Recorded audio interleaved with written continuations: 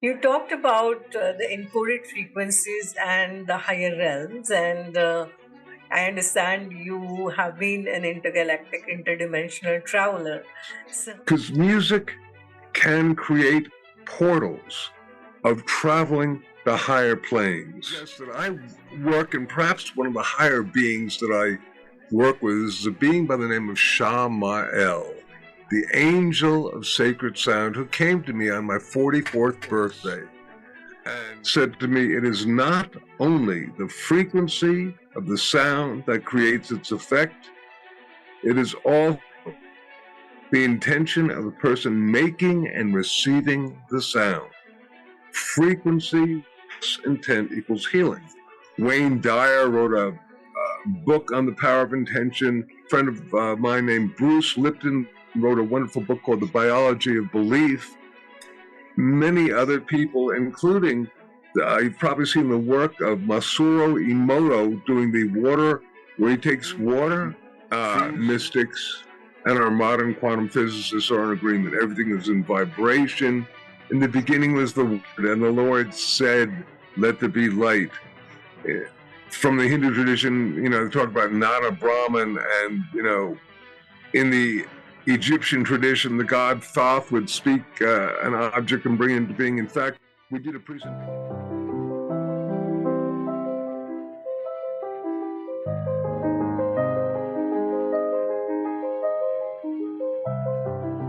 hi, this is Akanksshaa. If you're new here, please subscribe to my channel. If you resonate with me, please like, comment, and share.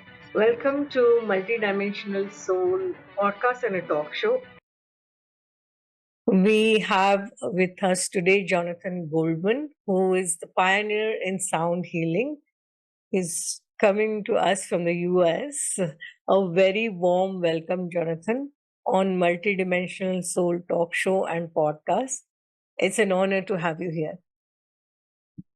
Akanksshaa, it is a blessing for me to be in your presence and resonating with all the extraordinary beings that are going to partake in our exchange today.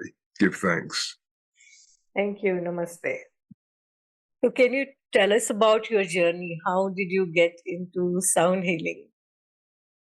Take a sip of my tea before I get into this one. We have to go back into my the Wayback Machine, travel back in time to about 1979. I am playing in a rock and roll band in Cape Cod, Massachusetts, in the ocean of Massachusetts, a little seaside bar. And I stepped on stage and I strapped on one of those guitars back there. I was with a group and I began playing. And all of a sudden, I looked out at the audience and I became aware that there was an ambiance in this club of sort of negativity and violence. And I was aware that the alcohol and the different intoxicants that people are imbibing in were helping create this ambiance of negativity. But I also knew that the music that I was creating at the time was helping induce this ambiance of negativity. And I had the thought, and I had been performing professionally for about 15 years at this point. And I had the thought, gee, I wonder if music can be used to make people feel good. That's all I had, that thought. But I'd been playing for a long time and I'd never had that thought. It was always, look at me, aren't I great? Listen, that type of thing. And within about a week, that thought shifted and changed and became, gee, I wonder if sound can be used to heal. If you like, with that thought, the heavens opened up, different portals of information, energy, and beings came into me. And I took my very first workshop on using sound for healing with a beloved being who was my mentor, dear friend named Sarah Benson, who we call the Divine Mother of Healing. She's operating off of the angelic realms. And from there, then I started the Sound Healers Association. I took my record company, which had been a new wave record company, And it became a new age record company, but I didn't have to change the name of the company, which was Spirit Music. So, which at the time had been named after a dog that manifested literally into my life the day I got back from my mother's funeral, and who was a caretaker of me for quite a while, and then literally disappeared, and I named my record company after him, Spirit. So, and after that, I founded the Sound Healers Association, began writing a bunch of different books. Here's one of the latest, which is The Humming Effect. And it's just such a great pleasure. My wife, Andy, and I often teach together because it's great being able to share with your partner. And she's a therapist. So between the two of us, we have all different realms of consciousness that we can delve into. And it's just a great pleasure.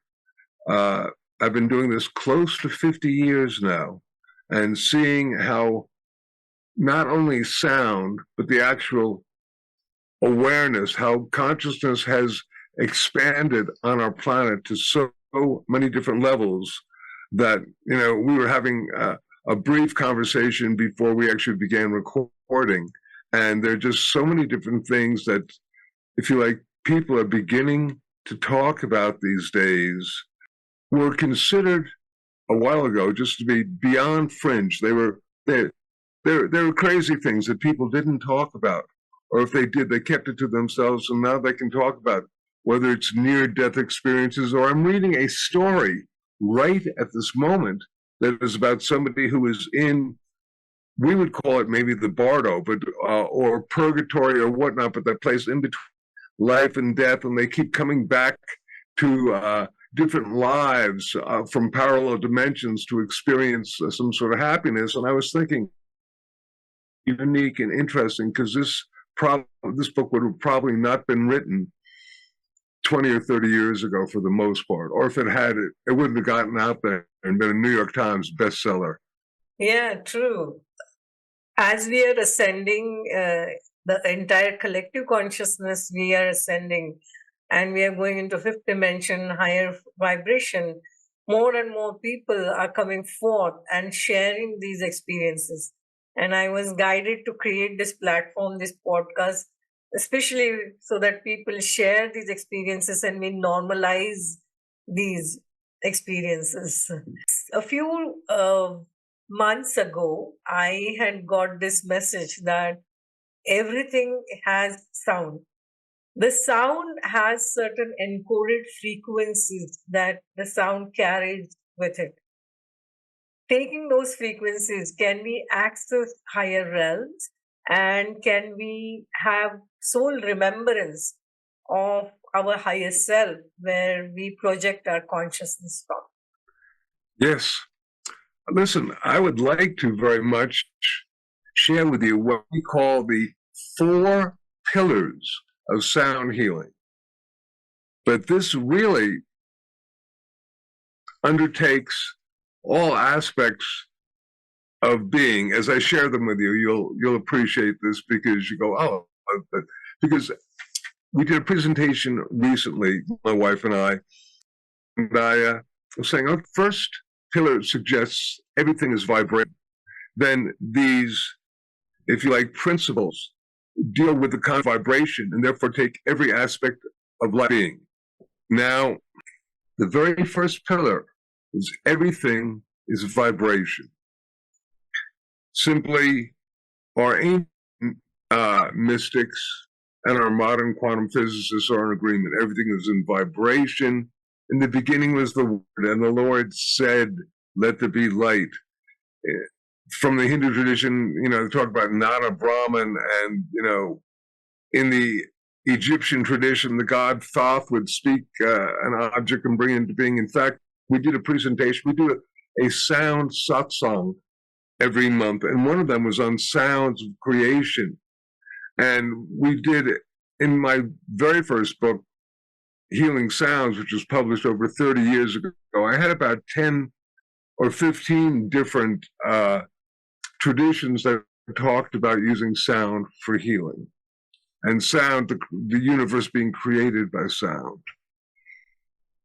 And when we looked again, just to see what was up, because the internet has made it pretty easy, we stopped at 50 different traditions from different places, from as far away as Australia and the Aboriginal people there, to Polynesia, to all the idea that vibration is the essence. And of course, in the Hindu tradition and in the Tibetan tradition, all these different things. So everything being vibration. Our quantum physicists now talk about string theory. And the concept of string theory then also brings into the whole concept of multidimensional parallel realities, which we'll talk about later. But first, getting back to the bottom line of everything is vibration. Sound travels as a wave. We hear from around 20 cycles a second, 20 of these waves per second, these vibrations, to around 20,000. Friends in the ocean, the dolphins can hear sounds upwards of 180 to 200,000 cycles a second, more than 10 times our greatest level of hearing. So just because we can't hear anything doesn't mean that there isn't a sound being created. If everything is in vibration, then our body is, if you like, this wonderful orchestra with every bone, every tissue, every part of our body in a state of symphony, of resonance. And in fact, in the United States, when we say we're feeling good, we say we're in sound health. So we're like this overall wonderful orchestra that's playing the symphony of the self. What happens if the second violin player loses their sheet music? They begin to play out of tune, out of harmony. Pretty soon the entire string section sounds off. Pretty soon the entire orchestra sounds off. And this is like a part of our body vibrating at some frequency that is not healthy or normal. We say it is vibrating out of ease, out of harmony. We say it is diseased. Therefore, the idea of using sound as a healing modality is simply to somehow give the violin player back their sheet, or somehow restore the correct resonant frequencies to that part of the body that is vibrating out of ease or out of harmony. And this is, if you like, not restricted to sound. This is the basis for almost all what we call alternative therapies, whether it's chiropractor, acupuncture, Vedic medicine, therapy. One could go on, but all the idea of putting the body back into balance. It's that simple and that profound. And from our perspective, I have lots of different toys and tools, Tibetan bowls, crystal bowls, tuning forks, whatever. But we find that the greatest instrument for healing is the voice. And we're not necessarily even talking about using the voice as an instrument for entertainment, for singing, basically for just self-resonance and vibrating. Now, there are two different ways, incidentally, that sound affects us. One is called psychoacoustics, and that is the sound goes into our brain. It affects our nervous system, our heart rate, our respiration. And the other is called vibroacoustics, and that is where the sound goes into our body. Now, as an example here, two tuning forks, I'm hitting them, nice sound. Psychoacoustics, the sound going into my ear. When I hit this tuning fork, put it on my body, sound going into my body, vibroacoustics. And that is the sound going into the body on a cellular level, making changes down to our DNA. So these two different aspects, psychoacoustics, acoustics. I say that so people begin to understand that sound isn't simply that which we hear, because we can feel and we can really experience it. More on that the first, if you like, pillar, everything is vibration. The second, intent is powerful. Back in the early 1980s, I was at Lesley University getting a master's degree, researching the uses of sound and music for healing. And I had a pile of papers that was about this high of different spiritual masters using different tones, mantras to resonate their chakras or different parts of their bodies, different medical doctors and scientists using different frequencies for different parts of the body. And I come from a family of doctors, grandfather, brother, all medical doctors. And I thought, okay, I had a pretty well-developed left brain at that time. And I thought, okay, I'm going to come up with the first encyclopedia of sound healing, if you like. And I began putting these different systems together. And this was so long ago that, first of all, I'm using what is called a DOS operating system with a dark screen and amber letters on the computer. And I'm getting ready to put all this, input this stuff, sort of an amber gold cursor that is waiting for me to put information into the computer. And I'm looking at this stuff, Spiritual Master A using a particular sequence of mantras for the chakras, and Spiritual Master B using different system of mantras. You'd have Dr. X using a particular frequency for an organ, Dr. Y using a completely different set of frequencies for the same organ. And I was sitting there in a state of intellectual anger. I couldn't believe it. And an inner voice said to me, it is not only the frequency of the sound that creates its effect, it is all the intention of the person making and receiving the sound. And I wrote down the words, frequency plus intent equals healing. Frequency plus intent equals healing. At the time, it was monumentally important that, I got this information, and then I began talking to different, particularly scientists, and they thought I was a man from another planet, if you like, and they might have been right, but they weren't supposed to know that. But then you had a lot of people begin to do work with the power of intention. A fellow by the name of Wayne Dyer wrote a book on the power of intention. A friend of mine named Bruce Lipton wrote a wonderful book called The Biology of Belief.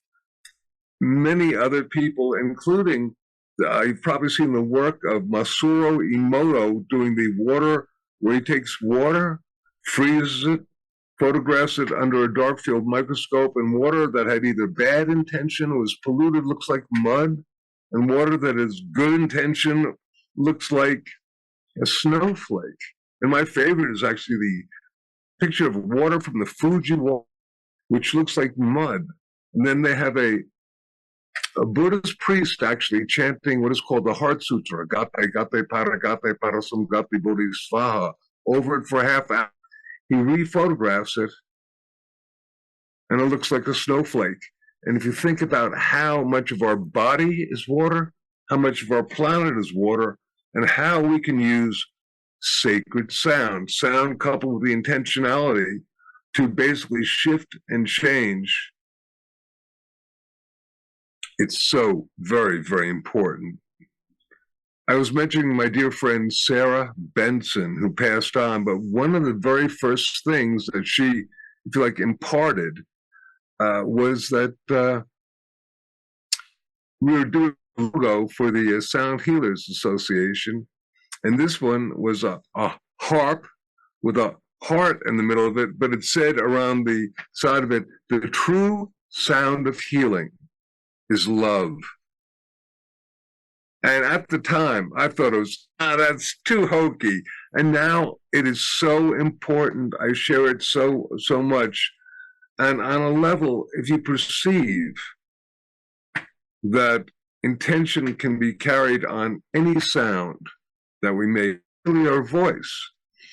One of the most important things that I think I can just immediately share is that we can use our voice as a healing instrument.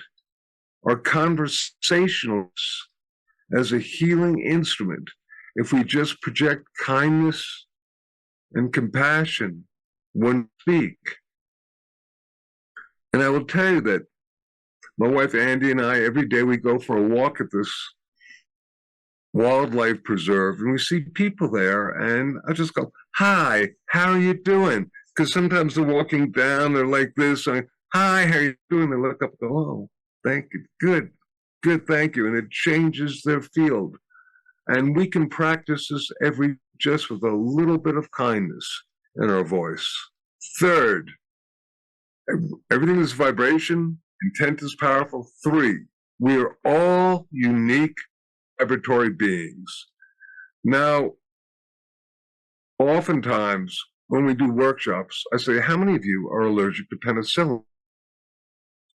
And usually about 20% of an audience will be allergic to penicillin.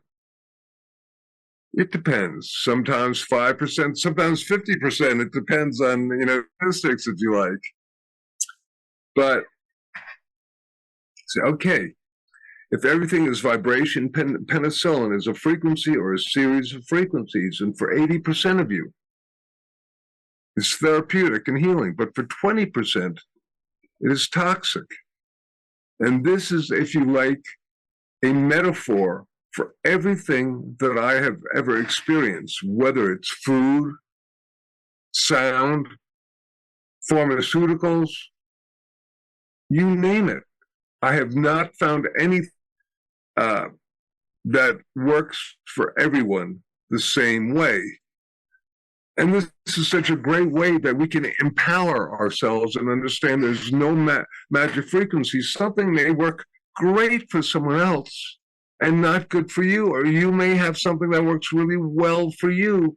And you say, hey, try this, and they go, didn't like it, which is wonderful. It just allows us to honor our unique aspect of the way that we resonate with vibrations as an overall feeling, and therefore understand that it might work for me, but not for you.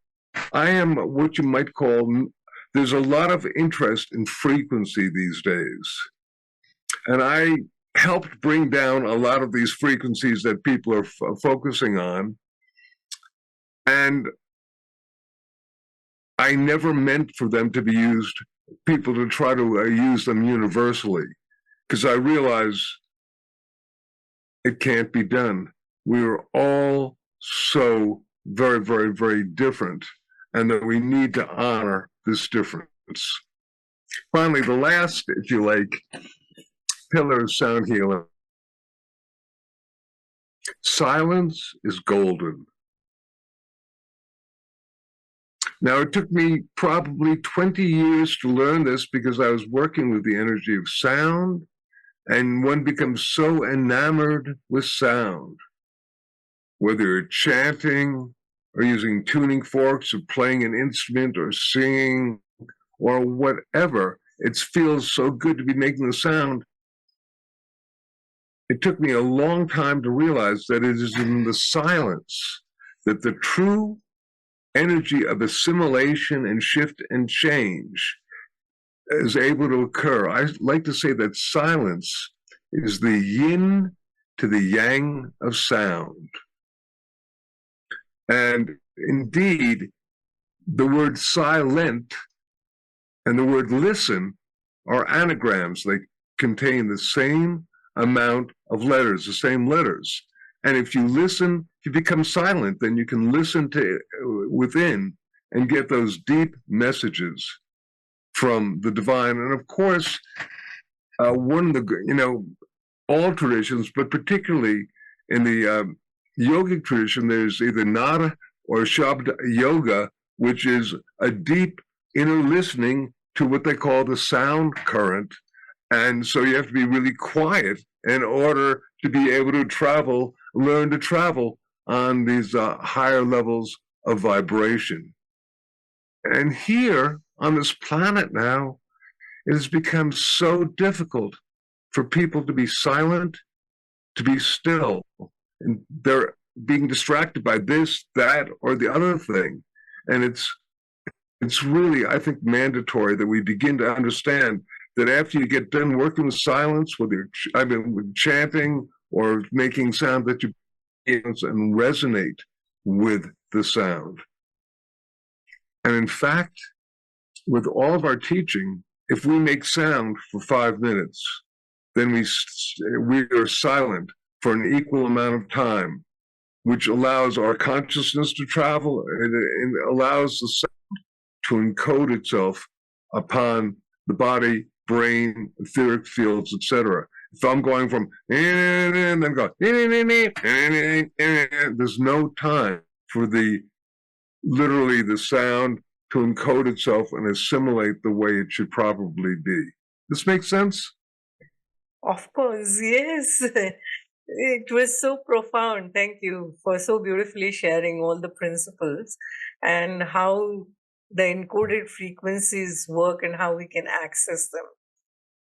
I have been familiar and practicing the power of intention for quite a few years, from Deepak Chopra, Lynn McTaggart, and Wayne Dyer, Dr. Wayne Dyer. Yeah.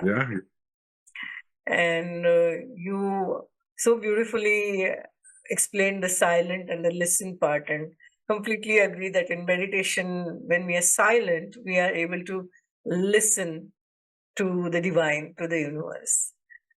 Exactly. You talked about the encoded frequencies and the higher realms, and I understand you have been an intergalactic, interdimensional traveler. So, can you share those experiences and how you integrated those experiences in your work or in the sound healing? Because I do understand that each interdimensional race or community has a different vibration. So, for example, Arcturians will have a different vibration, Pleiadians will have different, so on and so forth. And they are in different dimensions. And that's why there are frequencies which are different at different dimensions. So, can you talk about your experiences and share that? Well, they've been inner experiences, inner and outer. I believe if you begin to understand multidimensionality, it's not here or there. It's both. Yes. And this is important to, yes, there are people who go out of body, etc.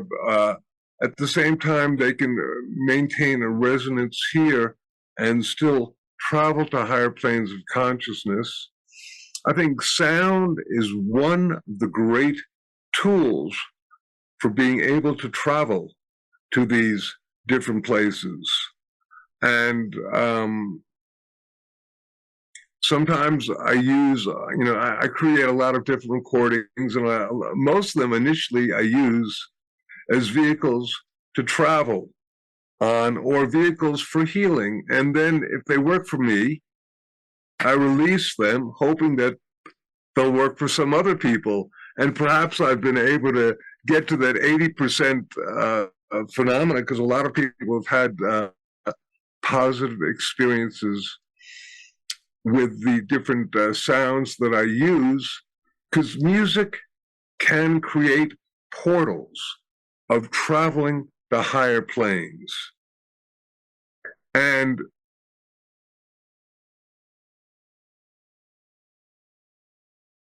we're all different, so you can't just take one type of music and say, this is, all I can say is this works for me. That's the only thing I can honestly say. Try it. It might work for you.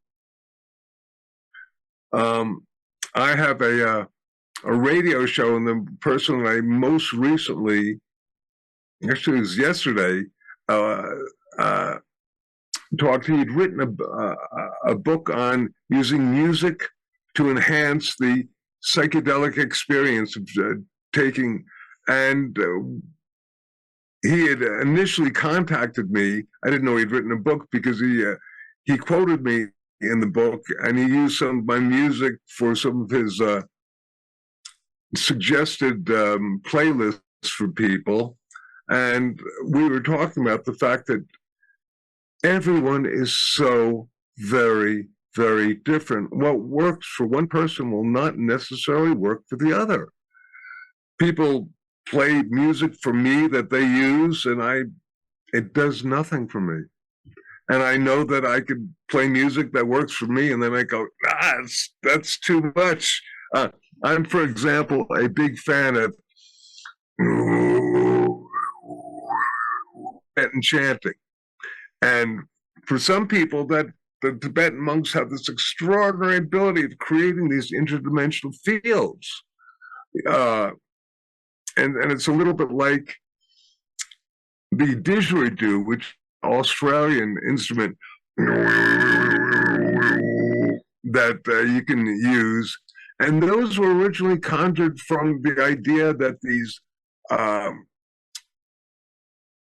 people either play the instrument or do the chanting and bring down beings from other planes, and vice versa. And I think that's an overall gestalt for a lot of people, is the idea that you can use sound either as a listening tool or as a field generator, as an interdimensional field generator to travel. And this has been known by the ancients and all sorts of different beings. Probably somebody got to these different levels and they shared it with others. Hey, it works for me, try this. So I think that we all potentially have the ability of traveling to higher planes. Number one, if we can just be still, getting into that place of silence, because then we allow ourselves to, and a lot of it has to do with breath. A lot of it has to do with our intentionality.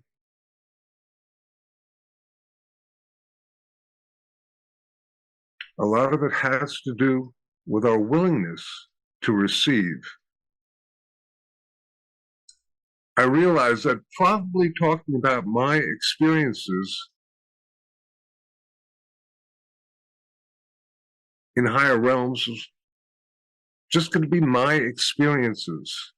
But I would like to share that I feel that everything is ultimately consciousness. Everything is ultimately consciousness. And as I get older and more beloved beings have passed on to higher levels, I can only believe that the journey does not stop here with this body, but that we continue onward. I have had my own experiences. I could go, oh, well, I've basically merged with, galactic forms and et cetera, but that's meaningless to people. They may take part in going, there's more. And I believe that that's really important for them to go, there is more. It's wonderful to hear other stories. But how wondrous would it be if we had the personal experience? We're living in a time now where there's a lot of information. And for some people, this information is knowledge. That knowledge is wisdom. Because in order for wisdom to take place, you have to have the experience. In other words, as you may know, one of the sounds that I like to use to teach a lot of people, and perhaps we'll do this a little later, is the hum, which actually came from, the Om came from the hum, but the hum. And I have a friend who now has begun teaching this to large audiences, and it's great. But I've gotten him on the phone and I've tried to lead him in some experiences because he's got the knowledge, but he didn't. I said, have you ever, I said, my friend, I said, I want you to sit here and just do this with me for 5 minutes, because if you're going to be teaching people how to seemingly do this, you can only take a person to the actual level that you've been at. And he hadn't had the experience of doing it. And once I did that, I said, okay, now you can go here. But it's so important for us to have the experience. Somebody else's experience is not our own experience. It's so good to be able to have experience ourselves. What are your thoughts?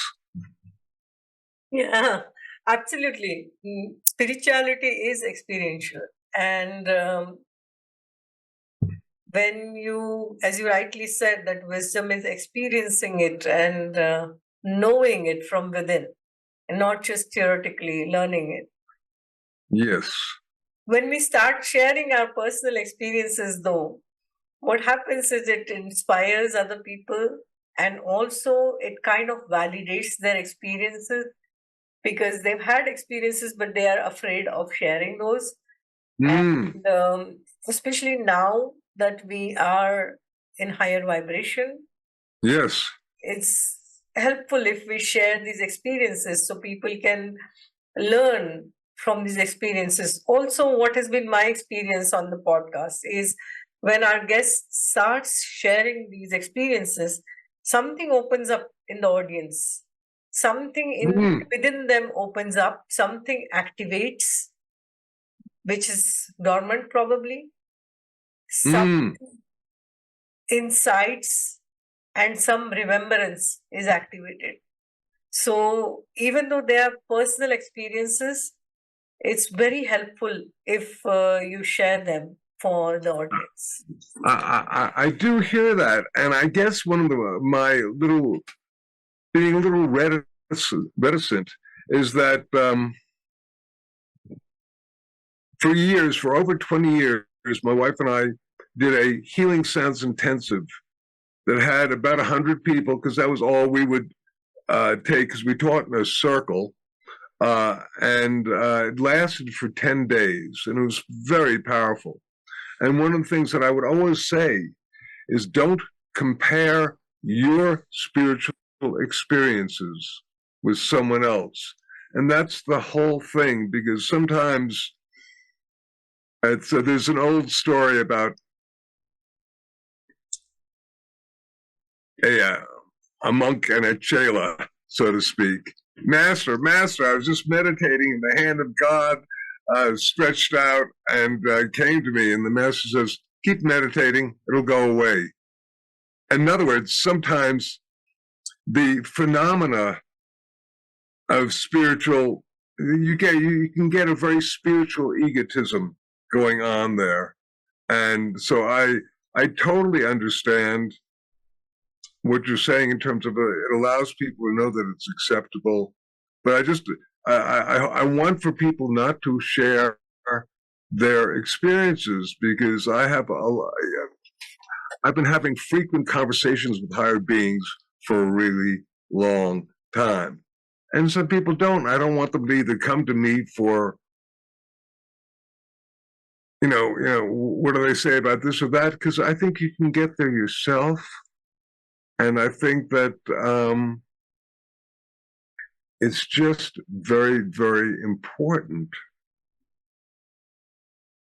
not to judge yourself against someone else. Judgment is one of the most difficult things for us to deal with. I was talking about the fact that we work with humming a lot. One of the reasons we do that is because, once again, I've been sharing sound techniques for a long time, and we would go to a place and, a year later to see, say, okay, how many of you have been doing this exercise, whether it's using vowels as mantra or harmonics or whatnot. And out of 100 people, maybe one person would raise their hand. we've got to come up with some sort of sound that everybody can do, that people don't compare themselves to other people, that they don't judge themselves, because particularly here in America, but I'd say it's become global. There are shows like, American Idol, where you try to get the best voice, and people have really, they're really critical now. Everybody's critical about somebody and judgmental and saying, oh, this is crummy, this is terrible. And then all of a sudden your throat chakra becomes restricted. And we're looking, okay, what's a sound everybody can use? We looked at each other, we went, the hum. And so we wrote a book, The Humming Effect. And in order, we said, okay, and the deeper we got into humming, the more profound and powerful it became, to the degree that we understood that the hum was the most powerful vibroacoustic sound that you can make. Very, very important. But we thought, oh, this is going to be the first book professionally published on the subject of humming. How can we get people to take it seriously? Well, we said, we're going to make the first chapter nothing more or less than what they call peer-reviewed scientific information about what the hum can do. And we did. And I'm just going to share this with you because this is so important. And for some people like to believe, once science says this is true, so then they believe it. So I understand it's somebody like, it's almost like saying, well, I had this communication with the being from the other plane that said everything is vibration, everything is love, and just drop your ego and you'll be able to, maintain. But the same sort of thing with the scientific data. So I'll give you a few different things, okay? Not all of them, but one of them is when you hum, we call it conscious humming. I think the most important thing that happens, first of all, for a lot of people, is you get lowered blood pressure and lowered heart rate. Now, this is huge because so many people on our planet are stressed out. And if you can just take a couple of deep breaths, do a conscious hum, and I'll share this with you if that feels appropriate. It can lower, for example, your heart rate and respiration 10 or 20 points, which is pharmaceutical in nature. In fact, here, I have to give you a quote on this one. It's from Dr. Bruce Lipton, who wrote The Biology of Belief, and said, I highly recommend the humming effect for all those impacted by the stress of the modern world. It is a powerful non-pharmaceutical prescription for self-healing that has only positive side effects such as harmony, health, and happiness. So once again, just by taking some deep breaths, doing a couple of tones for a few minutes, and then being in silence, you can lower your heart rate and respiration. That's tremendously important. That by itself, if we could do that, it's huge. Another thing that happens is you get increased levels of melatonin, which is an incredibly important hormone for sleep. You get reduced levels of stress-related hormones like cortisol. You get the release of endorphins, those wonderful self-created opiates that work as natural pain relievers. You get increased levels of nitric oxide. Nitric oxide is a vasodilator, which means it relaxes and loosens the blood circulatory system, and it's also an antiviral agent and an antibacterial agent. So that, for example, when you hum, you get 15 times the amount of nitric oxide in your nasal cavity. And this is enough to kill those nasty critters that first get in here before they lodge in other parts of your bodies. That's great. You also get increased heart rate variability And it, of course, affects the vagus nerve. So all of these things occur simply through humming. In my experience, when I do the humming, it activates my crown chakra and it opens up the crown chakra. It sure can. It sure can, depending upon your intention. Because I can also use it to activate my root chakra or my heart chakra. Really? Okay. Or my throat chakra, yes. So again, that's one of the great things about the hum. For example, in the Tibetan tradition, the mantras for the head chakra are Om.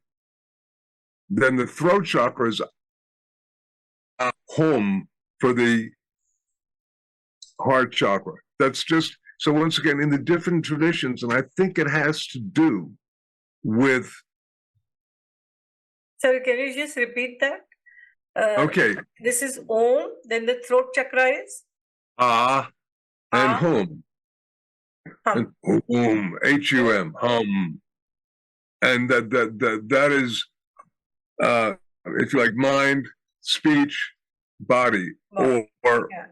Uma. And in the Tibetan tradition, there are only 5 chakras. The head is one chakra, and the first 2 chakras merge together as well. So that they work with a 5 chakra system.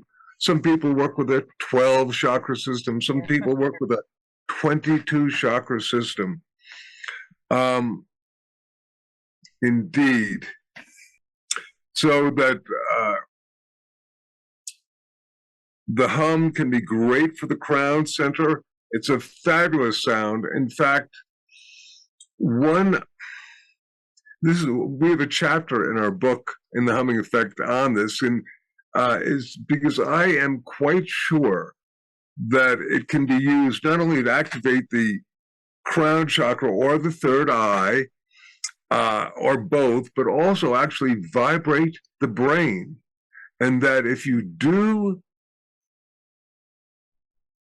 have some sort of neurological imbalance, you can use the hum to actually vibrate and resonate and produce more blood and circulation and help your nervous system in the brain. I think this is going to become scientifically validated at some point.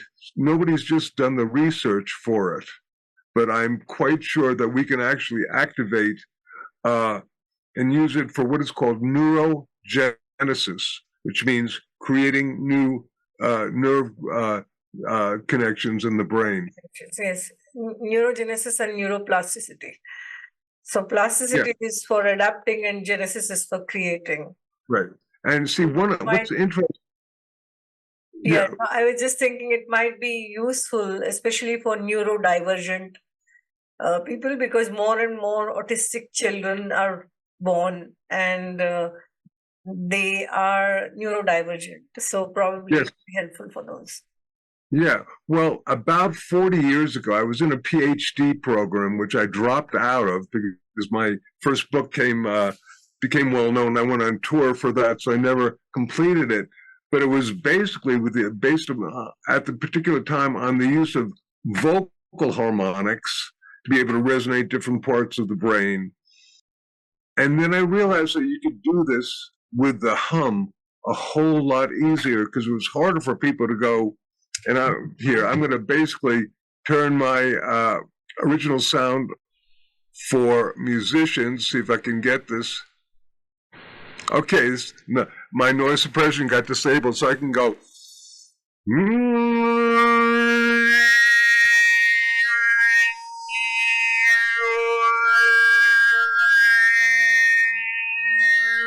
Well, that just gave me a whole jolt over here, but it's hard to do. It's not, it takes work. Everybody can hum and get a very similar amount of jolt with that one. And there's actually been research showing that there are certain frequency levels that are good for, if you like, stimulating the brain. And if you like, it falls right in the bandwidth of the subharmonic of the hum. More on this in a minute. You talked about you being guided by higher beings, and you are having conversations with higher beings for quite some time. Can we also connect with our loved ones who have crossed over? Can we create a portal using sound and connect with them? And can you share what all higher beings you have connected with and how to connect with them? Thank you. Okay, so I'm going to suggest that I work, and perhaps one of the higher beings that I work with is a being by the name of Shamael, the angel of sacred sound, who came to me on my 44th birthday. And I was so skeptical that this being was real. Literally, this being came to me and started talking to me, and I was going, yeah. And I thought, one of the things is that I always question whether, whether this is real. Because I think also there are lots of cosmic jokers on the other side that pretend that there's something else. So I always look for third dimensional validation. And lo and behold,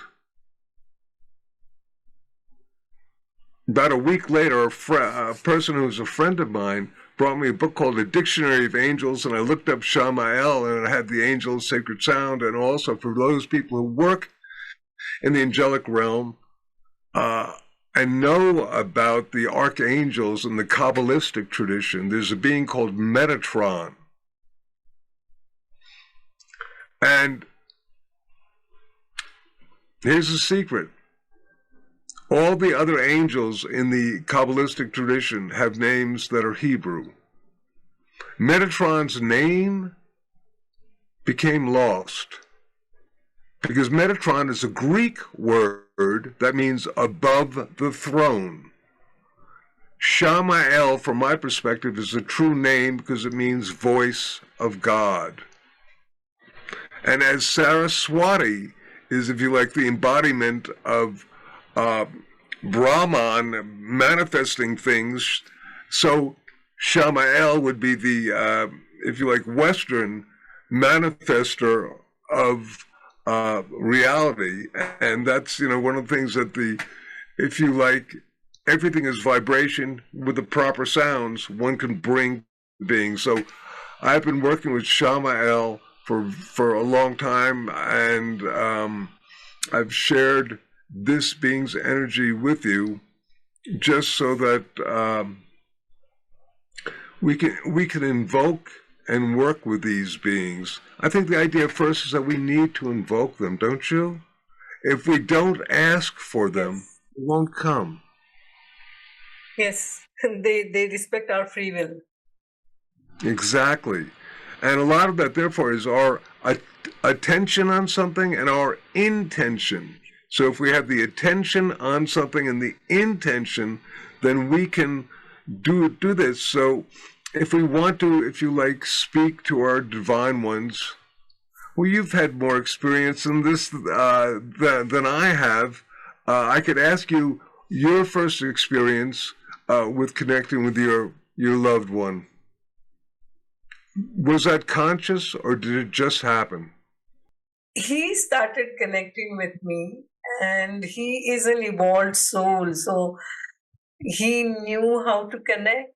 And after he crossed over, he immediately started connecting with me, and then I traveled to his realm, and he has evolved even more in the last 4 Earth years. He has evolved, and he is now in a very high dimension, in a very high realm.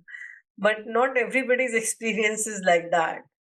And my connection with him has been through meditation, his visitations through dreams. And I've been a meditator for many, many years since my childhood. And that is why, for me, it is possible to connect through meditation with him. And I also do lucid dreaming and astral travel, and that's the way I connect. But I would be curious to know how we can use sound as a portal to connect with loved ones. I was going to just suggest something else which is interesting, or going to ask you, have you ever had physical plane manifestations of someone who has passed over? Because that happens for me more frequently, and it is not a conscious thing on my part of my trying to go somewhere. That certainly does happen, but for example, a friend of mine passed over fairly recently, and all of a sudden, I was in my kitchen about to do the dishes when he used to wear a patchouli oil. He wore it really heavily, so that whenever he came around, the house would really resonate with that frequency for quite a while. But he'd been gone, and all of a sudden, the smell of patchouli came in there, and I went, Tony, you're around here now. Okay. So those sort of things. So I think that can happen too. Personally, I think that, as you probably know, that when a person first goes over the other plane, they sort of continue checking in what's going on here. And then ultimately they will sort of evolve to higher levels and higher dimensions, such as your son or whatnot, because sometimes they have more work to do than just messing around on the earth plane with people giving them guidance. Sometimes they have truly, they're going to other dimensions, and once again, they can be here, and they can be there, and they can be many other places. We need to understand. Because they're multidimensional, so they can be here and there at the same time. And yes. I've had physical manifestations many times. So I have shared this in wherever I'm interviewed also, that even if water falls, it will fall in the shape of heart. So my son is a sweetheart, and he gives me many even physical signs that he's there you go. Yes. Sandalwood fragrance, or the white lilies, or the rainbows, or the butterflies, and it is very contextual. He gives me messages even through collages, like photographs and all, and he knows that I will understand that because it is contextual and I know how to interpret that. I actually teach all of this. Yeah, but I have never used sound as a portal to connect with. Thank you for watching and listening in wherever you are in the world. As Ramdas says, that we all are just walking each other home. So thank you for co-creating the new earth along with me and our guests. And if you resonate with me, do subscribe to my channel and do let us know how you find our episodes. Thank you so much. Lots of love.